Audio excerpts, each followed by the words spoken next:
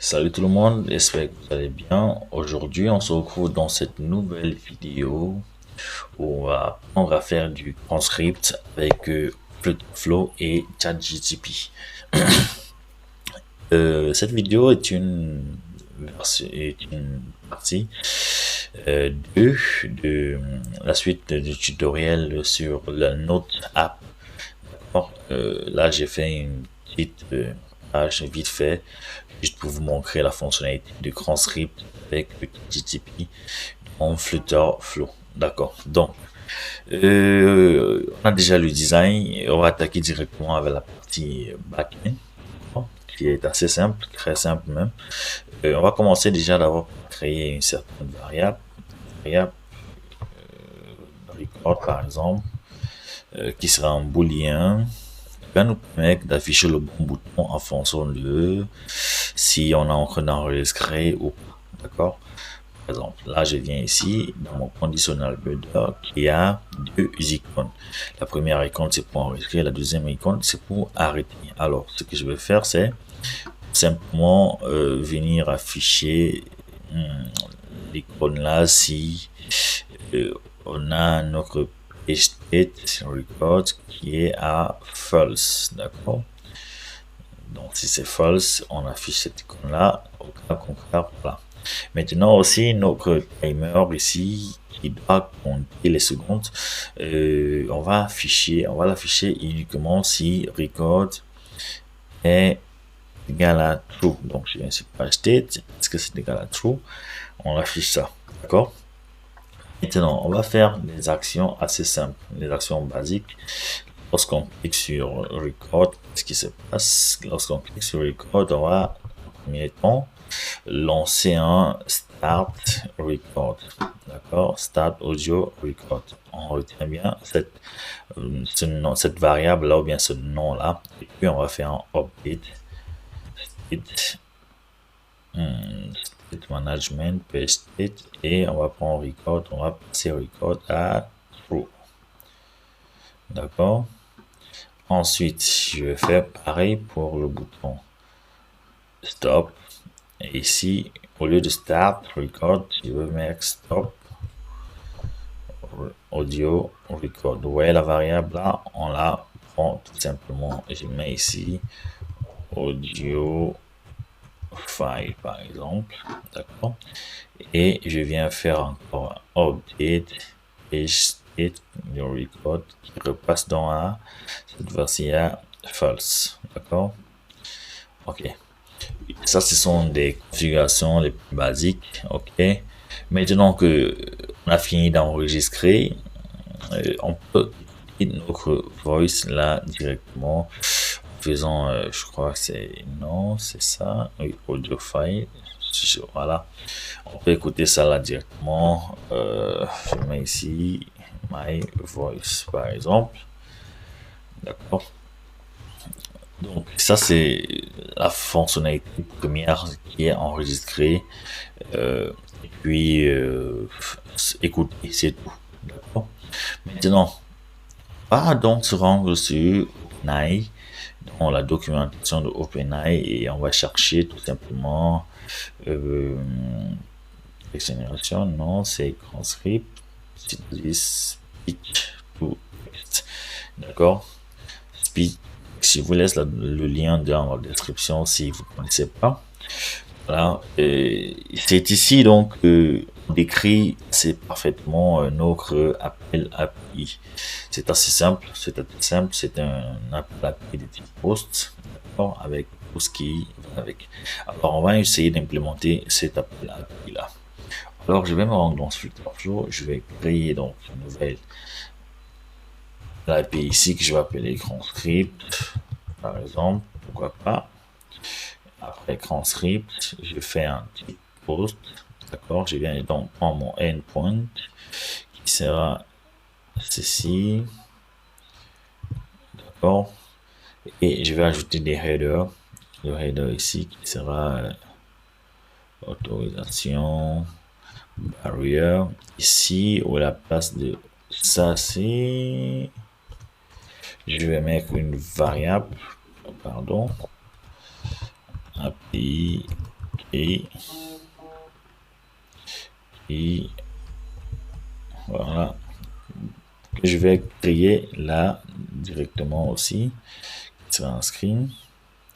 Ensuite, je vais mettre la deuxième autorisation header, pardon, c'est un content type multi-part form, d'accord? Ça c'est différent. D'habitude c'est application JSON, mais ici on est dans du multi-part, d'accord? Ceux qui ont souvent l'habitude de faire les API avec Flutterflow.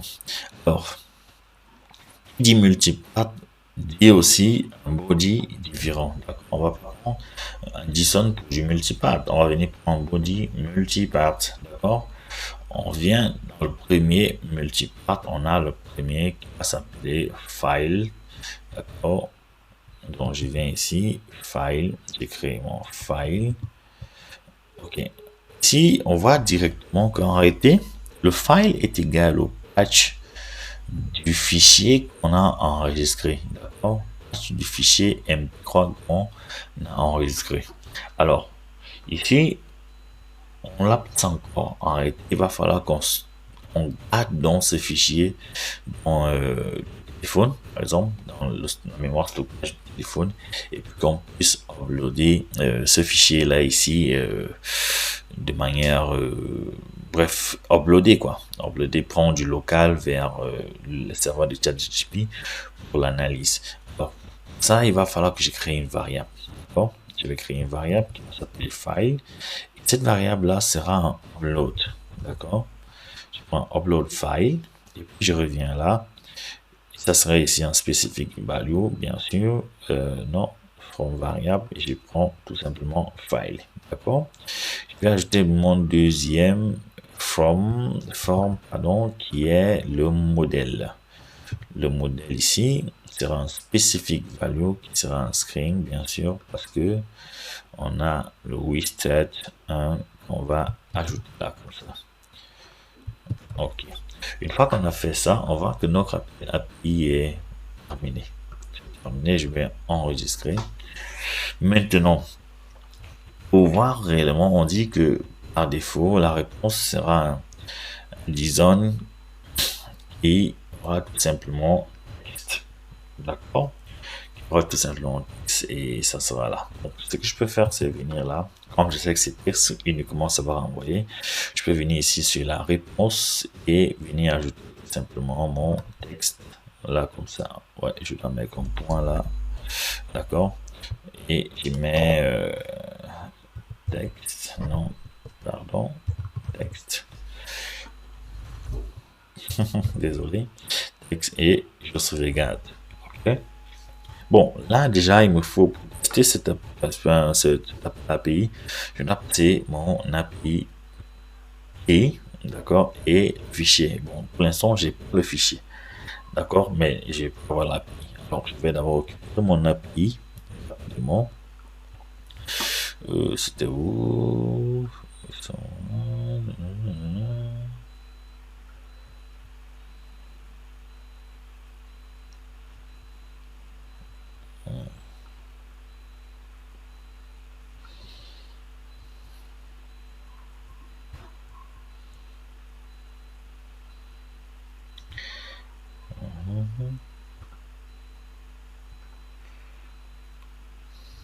Ok, c'est ici.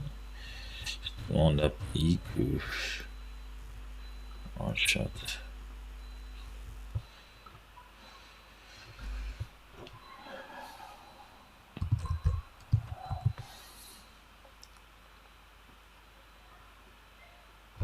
Là, je génère rapidement l'API, puis je copie et je vais créer et bon, généralement c'est pas très recommandé de stocker ça là-bas, mais il n'y a pas de problème. Je vais stocker ça là et une fois que j'ai ça, je vais essayer de passer mettons à la partie récupération du fichier, d'accord? Récupération du fichier. Maintenant que j'ai ça, normalement en RC, quand je termine mon enregistrement, d'accord? Quand je termine mon enregistrement, je dois faire appel à cette API là. D'accord? Donc, je vais ajouter une option qui sera backend de type backend et API call qui sera donc mon grand script. D'accord? Une fois que j'ai mon grand script là, je dois passer ces deux variables là. Et qui sera donc mon update et puis file qui sera donc mon rejected record file. D'accord? Une fois que j'ai ça, si on est un succès, qu'est-ce qu'on fait? Je vais venir ici, je vais créer une variable pour stocker directement le texte là qui va s'appeler string, voilà, hello par exemple, et ce texte-ci il va prendre cette variable là texte, d'accord, et je reviens donc dans mon action, d'accord, je vais faire dans update et state, d'accord, et ça sera un texte, ça sera un set value, et je vais venir prendre l'output de l'API qui sera un design, et puis on peut dire infinite height qui sera un texte, et je confirme. Une fois que c'est fini, je vais créer un snack bar s'il y a erreur, ou je dis voilà, erreur API par exemple. Okay. Et ensuite, qu'est-ce que j'ai ici? Ok, je vais configurer ça, non? Une fois que c'est bon là, je crois que c'est terminé. Là, ce qu'il faut savoir, c'est que au début, je devrais demander la permission d'utiliser le micro. Donc je vais mettre un local, je vais dire request, voilà, request permission, permission type. Ok, je crois que je vais d'abord aller configurer ça dans les paramètres. Permission, blablabla, microphone, ouais, c'est déjà là. Activer le micro, par exemple. Je reviens là et je prends microphone, simplement. Ok, une fois que ça, on est bon. Déjà, il faut savoir que je peux pas tester réellement cette application en mode test, parce que en mode test, ça ne prend pas en compte l'activation du micro et tout. Ce que je peux faire, c'est soit tester sur mon device à moi, soit publier directement sur le web. D'accord. Ce que je vais faire, c'est publier sur le web. D'accord. Je coche cela et puis je fais un deploy. D'accord. Je fais un deploy rapidement. Et en même temps, j'ai la version pro. Je vais télécharger aussi APK. Donc, le temps que ça prend, je vais mettre la vidéo en pause. Et pour ceux qui sont pas déjà abonnés à la chaîne, si vous regardez cette vidéo, abonnez-vous, lâchez-moi un like, commentez, partagez la vidéo, ça peut aider quelqu'un d'autre. Et voilà, vous êtes les bienvenus sur notre chaîne Afrique No Code. Pour ceux qui me connaissent pas, je suis Patrick Somba, je suis camerounais, développeur Flutterflow depuis plusieurs années maintenant. J'offre des accompagnements Flutterflow personnalisés. J'ai aussi une formation Flutterflow déjà préenregistrée, et je réalise, mon équipe et moi, on réalise vos projets d'application mobile au web rapidement et des coûts raisonnables. Donc n'hésitez surtout pas à nous contacter via le lien ou le numéro qui est dans la description. D'accord? Donc en attendant que l'APK se charge, c'était l'instant pub. Et on se dit à tout à l'heure. Voilà.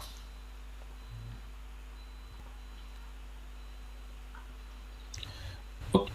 L'application vient de lancer le téléchargement et je crois que la partie web terminé. Donc, on va essayer de faire ça rapidement. Oh. Je vais tester directement dans le téléphone. Ok, là j'ai un bug. J'ai un bug. Quand c'est gris comme ça veut dire qu'il y a un bug. Alors, ce que je vais faire, c'est regarder ce qu'il y a comme bug. Je crois que le bug vient du fait que on a ce widget, il y a le patch comme audio file, comme variable, mais il n'est pas défini à la base. D'accord? Je crois que c'est ça le bug. Donc on fait un conditional builder.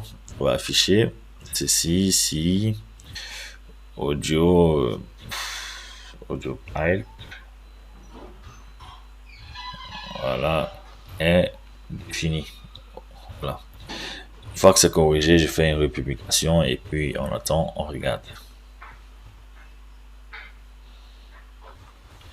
Voilà, je vois que voilà, ça a terminé la publication. Testons voir s'il y a des erreurs ou pas.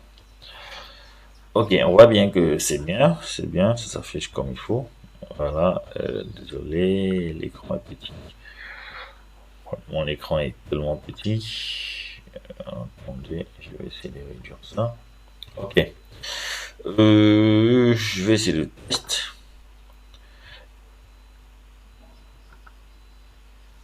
Oh. Oh, ça ne fait rien, ça ne réagit pas. Ouais. Ok, là j'ai dû changer le design. Bref, changer le bouton du bas, je sais pas ce qu'il avait comme problème. Sûrement il n'avait pas de problème, c'est juste des petits bugs. Mais bon, j'ai dû éclater ça et voilà, deux boutons et voilà. C'est les mêmes actions, bien sûr, c'est les mêmes actions qui sont sur ces, voilà, et sur ces icônes là. Pareil pour ici, c'est la même chose. Ok, bon, ce qu'on va faire, on va ajouter tout simplement, on va ajouter l'action où on lance le timer. Donc, on lance le timer. Start timer. Ok, voilà. Et ici, on va arrêter le timer. Timer. Et ici, on va stop. Voilà. Ok, c'est assez simple et je crois que bon, on peut ajouter les axes. Vu qu'on a éclaté, on va ajouter les conditional visibility. Donc ça s'affiche lorsque report est égal à true, d'accord. Et ça s'affiche lorsque record est égal à false.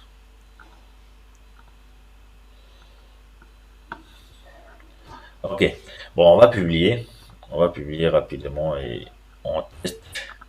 Voilà, on teste ça. Can start working at any time. Ouais. Bon, est-ce que j'ai changé le domaine? Non, j'ai pas changé. Pourquoi tu me demandes donc? Ok, donc on attend que ça publie rapidement et puis on teste.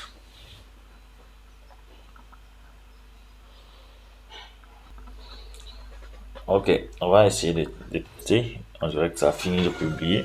C'est très rapide.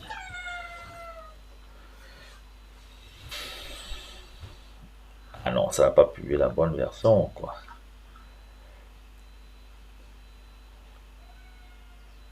Attendez, j'actualise encore.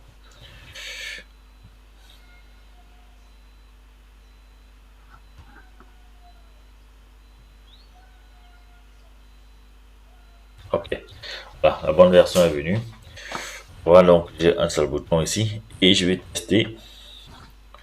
Salut à tous et bienvenue sur Afrique No Code, notre chaîne YouTube où nous parlons à No Code et Low Code avec des outils No Code, Flutterflow, WeWeb et tout ce qui va avec.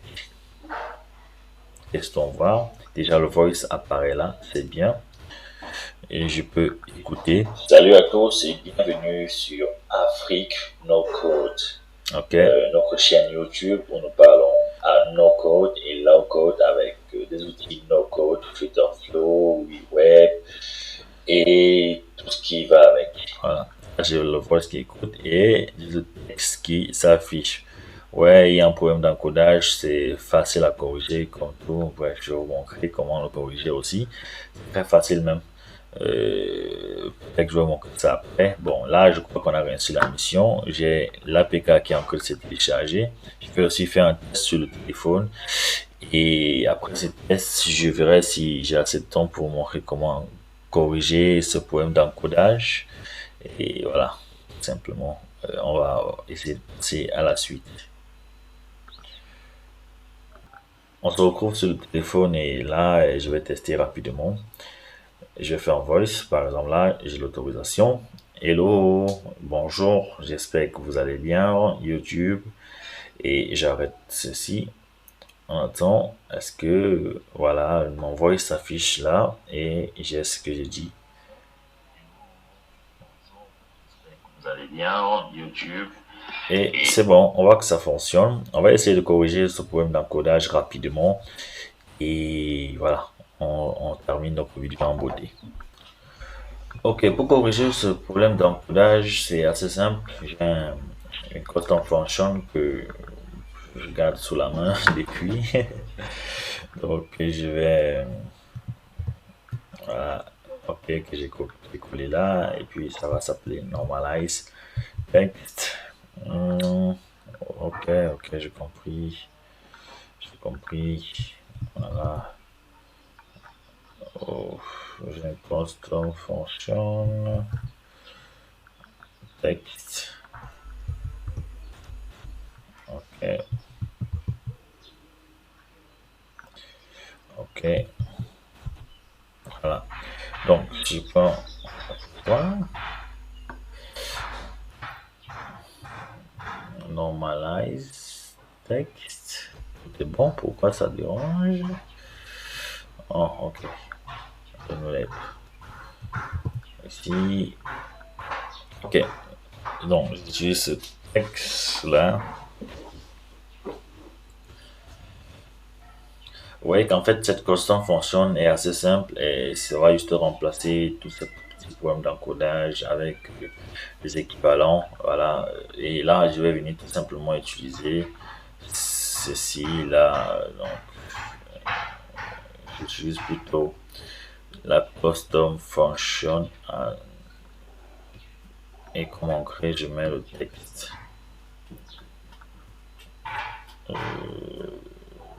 State text. D'accord. Une fois que c'est terminé, je vais tout simplement replier l'application et on attend que ça finisse la publication.